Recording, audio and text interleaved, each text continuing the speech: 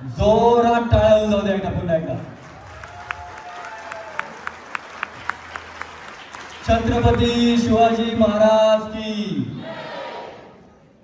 आता आपण जाणून घेऊयात. खरं तर मी तुमच्या समोर ट्रान्सपरंटली एक गोष्ट मान्य करतो, सांगतो की आम्हाला नाटकाच्या नंतर समराईज करायचं होतं हे नाटक, परंतु मगाशी आपल्या कलाकारांना आवडण्यासाठी वेळ होत होता म्हणून मी ती समरी वेगळ्या पद्धतीने सुरुवातीला इंट्रोडक्शन मध्ये सांगितली.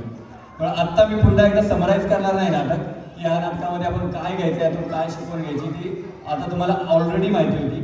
परंतु एक पार्ट राहिला आहे, तो म्हणजे या नाटकाच्या पूर्ण प्रवासादरम्यान आपल्याला काय काय अनुभव आले. आणि मला असं वाटतं ते सगळ्यात जास्त चांगला व्यक्ती कोण सांगू शकेल तर आपला एक नवोदित तरुण, गेल्या 2 वर्ष 3 वर्षापासून आपल्या मराठी असोसिएशन परच्या स्टेज ॲक्टिव्हिटीमध्ये जो इन्व्हॉल्व आहे आणि ज्याने बरेच छोटे मोठे गोष्टी या स्टेजवर परफॉर्म केल्या आणि आता अशा टप्प्यावर तो आलेला आहे तरुण की ज्यांनी हे पूर्णपणे नाटक काही मदतीने आपल्या सगळ्या इतर जुन्या लोकांच्या मदतीने किंवा अनुभवी लोकांच्या मदतीने त्याचं या दिग्दर्शन केलं या नाट्याचं.